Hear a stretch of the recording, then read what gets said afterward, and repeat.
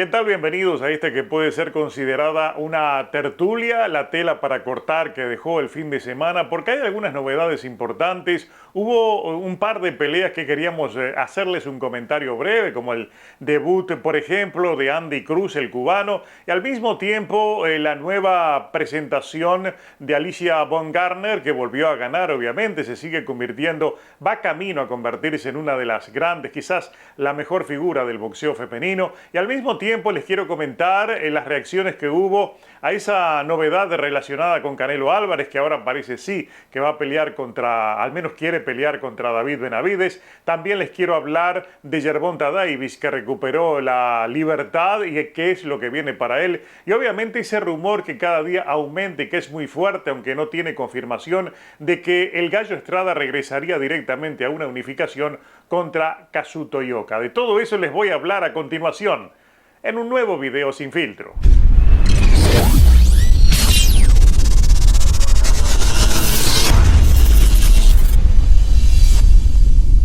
Quiero comenzar, todo esto van a ser comentarios breves obviamente porque son una suerte de reacciones a lo sucedido durante el fin de semana. Quiero hablarles de Gervonta Davis. Gervonta Davis, que recuperó la libertad luego de 44 días en prisión, por más que mantiene una libertad condicional. Es una libertad vigilada por un determinado lapso de tiempo, por las razones que todos conocemos. Obviamente uno se pregunta cuando esto sucede, ¿qué va a pasar con Gervonta Davis? Increíblemente en este último tiempo han habido encuestas, han habido discusiones en las redes sociales muy fuertes sobre si a él le corresponde todavía alcanzar la condición de la cara del boxeo en confrontación contra Canelo Álvarez, que para mí ya dejó de ser la cara del boxeo por razones que todos conocemos, y obviamente tampoco Gervonta Davis en este momento puede aspirar a hacerlo. El asunto es lo que va a suceder después, ahora con su regreso, imaginando a quién va a enfrentar.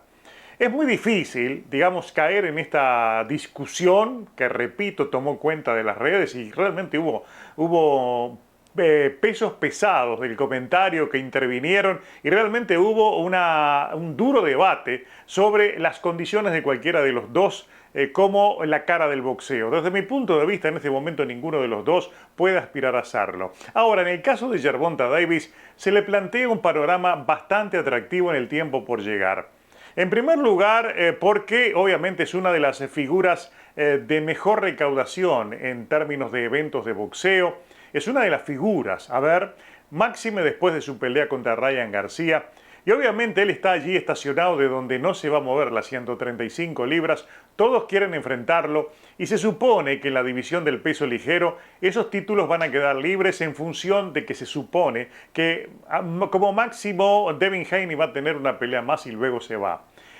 No creo que pueda perder sus títulos por más que sigue sonando con insistencia la posibilidad de la revancha contra Vasil Lomachenko. Entonces esos títulos pueden quedar libres. Si los pierde Devin Haney, el que sea va a querer pelear contra Gervonta Davis y en consecuencia entonces él va a tener muchas opciones. Aunque si ustedes me lo preguntan, yo creo que después de la próxima pelea del Pitbull Cruz contra Giovanni Cabrera, es un hecho, lo que se cae de Maduro es que va a pelear contra el Pitbull, porque el Pitbull no significa una amenaza seria, pero sí significa una muy buena y atractiva cartelera de pague por ver. Porque hay como que cuentas pendientes entre ellos y el Pitbull es el Pitbull y es un buen rival y obviamente los dos están en sintonía para volver a enfrentarse. Creo que lo que viene para Gervonta es una pelea con el Pitbull y después iría a buscar entonces alguno de los títulos que están vacantes y es allí donde quizás se podría convertir entonces en la cara del boxeo, que es hacia donde siempre lo han querido empujar. Eso con respecto a Gervonta Davis. En el caso de Andy Cruz, que debutó, que venció a Burgos, que le venció de buena manera, mostró algunas facetas interesantes, como que han acelerado, y aquí voy a los puntos que yo me anoté de ver la pelea, que en realidad no me resultó agradable en el sentido de que fuera una pelea muy disputada. Como que Burgos, que es un veterano que venía de una derrota, fue a cumplir un papel de sparring exigente. No lo exigió en demasía, yo no le vi trabajar por adentro, golpes, ganchos al hígado, no le vi utilizar el upper, le vi simplemente a Burgos un trabajo de esparreo duro, por momentos fue el que llevó la iniciativa, pero siempre peleando por afuera. Eran golpes de poca exigencia y que los bloqueaba sin ningún tipo de problemas. Cruz, que trató después de ir variando, ir introduciendo herramientas propias del profesionalismo, al que lo están acelerando para que rápidamente llegue a grandes metas. Y aquí viene, digamos, lo que yo puedo cuestionar de lo que vi.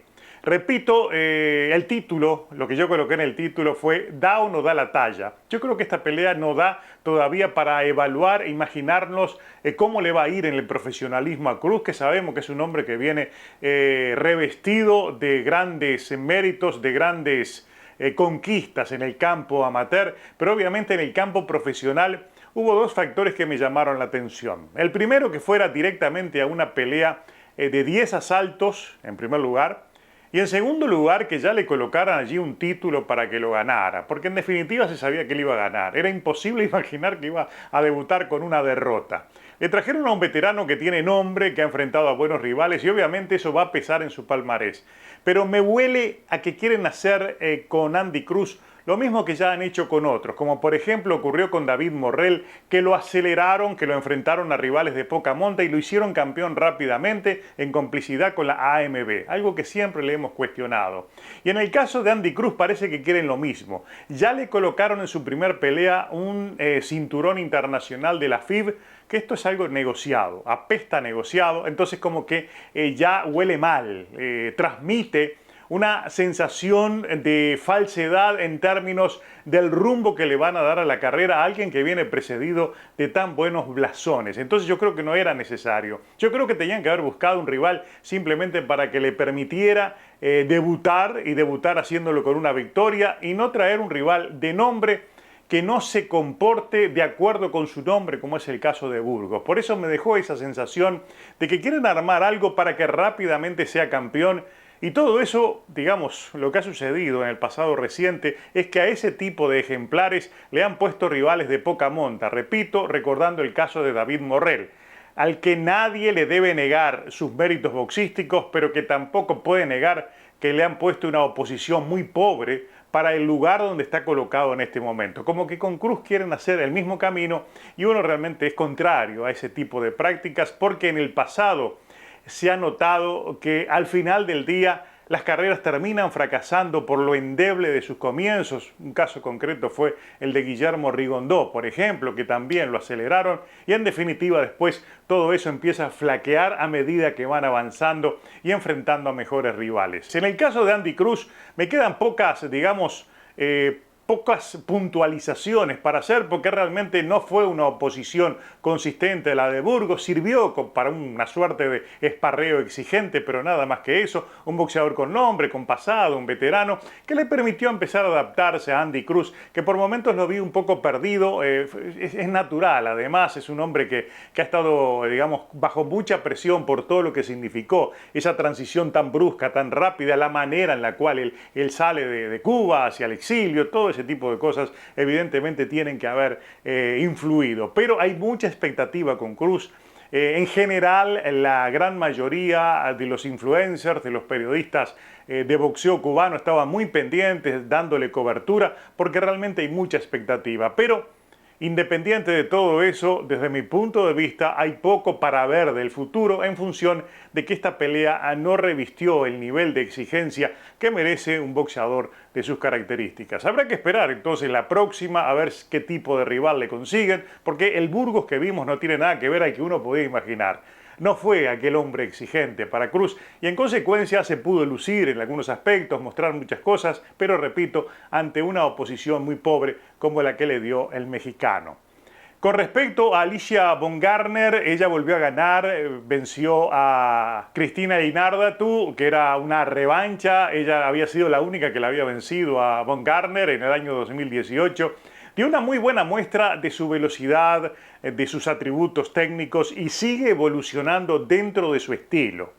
¿Y por qué les digo que esto de que sigue evolucionando dentro de su estilo? Porque dentro de su estilo lo que le falta a Baumgardner es algo que puede ser letal en el tiempo por llegar y es la falta de pegada, es la falta de poder y algo que la puede afectar y creo que ellos son conscientes de eso porque si ustedes se han dado cuenta, inmediatamente después de la victoria, que no está, digamos, en tela de juicio, realmente ganó y ganó bien, digamos, por decisión unánime. Ella inmediatamente habla de Katie Taylor y habla de Chantelle Cameron, las dos británicas. En ningún momento ella citó a Amanda Serrano, que es una púgil que es campeona en divisiones menores, pero que ya ha peleado en 130, 135 y podía haber seguido. Y puede ser aquella rival que a Van Garner le pueda dar la legitimidad que aún no tiene dentro del libra por libra.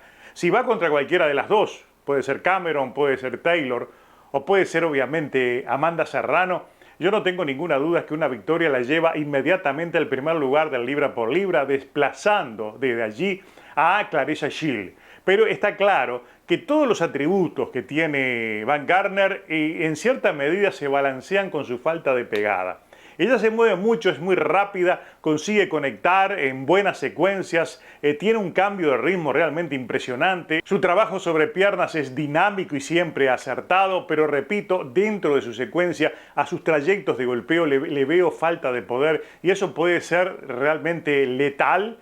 Puede ser fatal ante una rival que no tenga esos atributos, pero tenga el golpe aquel que lastima, y una de ellas puede ser evidentemente Amanda Serrano. Ojalá que se empiece a hablar de esa pelea, pero ella no la nombra en absoluto. Y creo que por ahí vienen entonces las posibilidades de crecimiento de ella, de crecimiento mediático, que pueda llegar a los primeros lugares del libra por libra. Creo que hoy está en el cuarto o en el quinto lugar, pero siempre por detrás de Taylor, por detrás incluso de Cameron, obviamente de Claressa Shield y de la propia Amanda Serrano.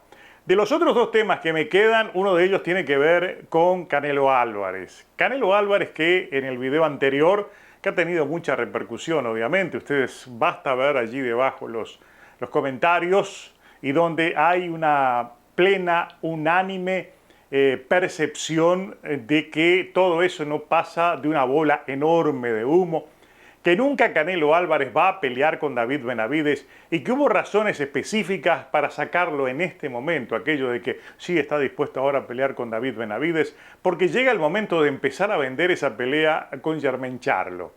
Y hay una total incertidumbre cómo va a reaccionar el mercado boxístico a esa pelea, que ha recibido tanto rechazo, que ha sido tan cuestionada, que ha sido tan criticada y que en general no encuentra un punto de apoyo en donde uno pueda decir de que vamos a dudar entonces de la victoria de Canelo, vamos a pensar que Charlo puede ser un buen rival, que en definitiva lo puede ser, pero se sigue pensando que es una pelea donde hay un enorme abuso de peso por causa de que se trata de un campeón de 154 que salta 2 categorías para enfrentar a un hombre que ya viene de arriba, que ya es un ex campeón de las 175 libras, de hecho peleó hace poco en ese peso, y se supone que hay un enorme abuso, y son demasiados los fanáticos que no se chupan el dedo, que tienen claro lo que son las diferencias divisionales, y por ese lado entonces la reacción a lo que desde mi punto de vista es una buena noticia ha sido también de rechazo, de escepticismo y hasta de burla por momentos, ¿no? Dice, ahora lo que quieren es inventarnos, vendernos, creer que nos chupamos el dedo y que efectivamente Canelo va a pelear contra David Benavidez. De todo eso hay una conclusión que yo quiero agregar, y es que me llama la atención que por el lado de Benavidez no ha habido ningún tipo de reacción. Y sobre todo me llama poderosamente la atención, no que el padre esté hablando, él habla por todos lados, hace poco le pidió disculpas a Canelo, al menos lo vi allí en un titular, pero él habla y habla y habla, pero David no habla nada. La última vez que David Benavidez habló públicamente fue para negar algo que se estaba hablando por parte de su propio padre. Después no se escuchó más nada. Yo establecí en una reflexión de un video la posibilidad de que las relaciones estén cortadas, porque además de vivir los dos en lugares distantes, últimamente en el tema de los padres y los hijos dentro del boxeo hay muchas fricciones y muchos conflictos. Vean nomás el caso de Teófimo López, que salió en cierta medida a negar lo que hable su padre, dijo que lo quiere mucho, que su padre fue el único que lo apoyó, pero en el tema de negocios que el padre no se meta, que los maneja él. Ella dio un golpe en la mesa sobre ese tema, y el tema de la relación entre padres e hijos en el boxeo siempre están decoradas muchas veces por una buena relación, por muchos aspectos pasionales y emotivos, pero por adentro hay tremendos líos. Porque recuerden que usualmente los padres son los que empiezan firmando los contratos de los hijos, y muchas veces hay cláusulas también en esos contratos familiares donde los padres simplemente por ser los padres se llevan demasiado dinero. Entonces después los hijos se casan, tienen sus propias familias y empieza allí el lío por el tema del dinero. Yo no dudo de que mucho de eso haya por el caso de Teófimo, quizás la parte familiar por dentro tuvo sus conflictos, cuando su divorcio, todo eso, y tuvo mucho que ver entonces el tema del dinero, cuando empieza a ser repartido cuando la familia se agranda. Entonces, en este caso es posible que existan ese tipo de problemas, no solo con Benavides, sino con otros boxeadores que también tienen conflictos a nivel de sus padres. No sabemos si es el caso, pero Benavides no habla, no dice nada, entonces no hubo reacción a esto que se dijo de que ahora Canelo quiere enfrentarlo, y a mí poderosamente me llama mucho la atención, y es apenas una reflexión, en reacción obviamente, la tela para cortar que tenemos del fin de semana, en este caso.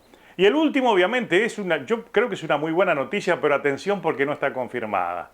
Es un rumor muy fuerte que suena en las redes sociales, no salió si del lado, no sé si salió del propio equipo, de allí del entorno del Gallo Estrada, que él tiene mucha actividad en las redes sociales, tiene muchos amigos que muchas veces sueltan las primicias antes que el propio Gallo las confirme, pero hay un rumor muy fuerte y bastante consistente de que está ya en gestiones, está trabajando para una unificación con Kazuto Ioka. Dos cosas. La primera, es cierto que esa pelea todavía no hay ningún tipo de información oficial, pero también es cierto que desde el año 2020 se viene gestando esa pelea. Hubo desafíos entre uno y otro, los dos quieren pelear, querían hacerlo cuando eran campeones, y ahora en diciembre, y ese es el dato más importante, antes de la pelea de diciembre que terminó en empate entre Joshua Franco, cuando era campeón de la AMB, contra Ioka, que era campeón de la OMB, antes de ese empate el Gallo había dicho que iba a enfrentar al vencedor sí o sí. De hecho, ya estaba acordado. Como hubo un empate, se complicó todo porque la Organización Mundial de Boxeo metió el pie. Lo querían obligar a Ioka a pelear contra Junto Nakatani. Decidió renunciar a ese título. Junto Nakatani se hizo campeón, recuerdan ustedes, cuando venció al mellizo Moloney. Y automáticamente quedó sin título Ioka para poder pelear por el de la AMB contra Joshua en la revancha. La revancha ya sabemos que Joshua no dio el peso, tuvo problemas, renunció ya al boxeo, se retiró, tenía una presión muy fuerte encima, en la parte mental también estaba muy afectado, también una presión emocional fundamentalmente por dar el peso, todo aquello. Él renunció, abandonó el boxeo y quedó campeón porque lo venció Kazuto Ioka. Y si bien no lo han hablado, es un hecho que Ioka, que dijo que después quería ir a pelear contra el Gallo Estrada, están negociando esa pelea por más que no se sabe. ¿Por qué? Porque de antemano ya querían enfrentarse. Entonces el camino está hecho, los dos están de acuerdo con la pelea, solo falta que se oficialice, y esa es una buena noticia. Supongo yo que en esta semana ya habrá novedades oficiales, incluso tendríamos una fecha de una posible unificación, siempre y cuando no aparezca alguno de los organismos que están de por medio, la AMB o el Consejo Mundial de Boxeo, tratando de impedir esa pelea. Porque al pobre Gallo en el Consejo Mundial de Boxeo le han dado con todo. Creo que no va a tener problemas a nivel de la AMB. Kazuto Ioka, que es un poco más flexible la AMB cuando se trata de este tipo de peleas, pero el temor que yo tengo es que el Consejo Mundial de Boxeo salga de atrás de la puerta a meter la cuchara y quizás esa pelea pueda tener algún tipo de inconvenientes. Por ahí salen con alguna obligatoria, no lo sabemos, pero lo más importante es que está sonando una pelea que todos queremos ver y ojalá se dé: el Gallo Estrada contra Kazuto Ioka, campeón del CMB y campeón de la Asociación Mundial de Boxeo en las 115 libras, y obviamente todo eso echa por tierra cualquier posibilidad o deseo que tienen algunos fanáticos de que puedan volver a enfrentarse el Gallo Estrada contra Román Chocolatito González, que por cierto sigue pendiente entonces que se confirme su regreso en el próximo mes de octubre.